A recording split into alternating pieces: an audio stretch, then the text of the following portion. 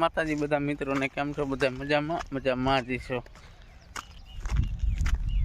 અત્યારમાં વાડી આવ્યા હતા તો લાઇટ આવી નથી એટલે આજ ઘઉં વાટવાનું ચાલુ કર્યા હતા.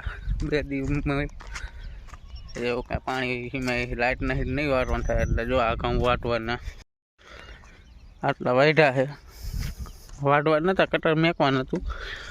આમાં કૂતરા અને ભૂંડળા ભાંગા બહુ એટલે આટલા વાડીને કાઢી લેવા છે.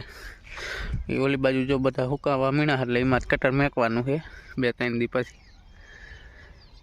એટલે જો આ બધા વાઢી નાખવા છે આટલા.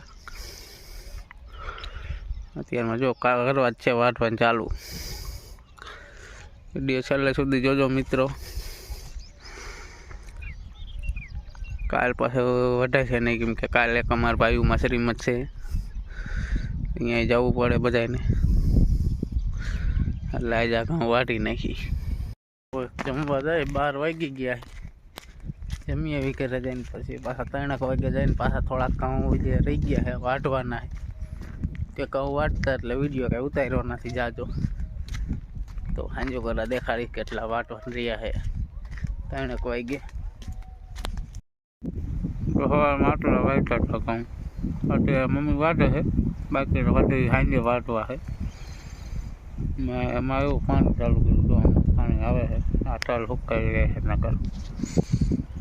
પપ્પા ઓલી બાજુ કંઈક મઠે ઓટો ખરાબ થઈ ગયો ને મોટરનો, એટલે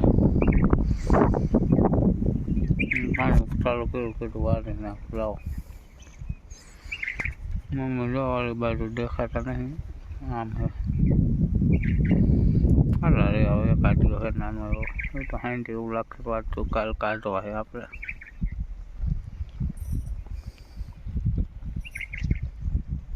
આટલા પાવાના આટલા અડધા રેસ પાવાના. ઇનકોટ તો 3-4 આખા પાડી દીધા. થોડાક ઇનકોટ 2-3 ઇનકોટ છે. આ તો કાલે પરમદીત પાયા એટલે એ ન પાવા. અમે જો આટલા પણ વાર નહીં કરી એટલા રહ્યા હોવ. બાકીના રહી જાય એટલે આવો કાલ. ખાડા 5 થવા આવ્યા છે.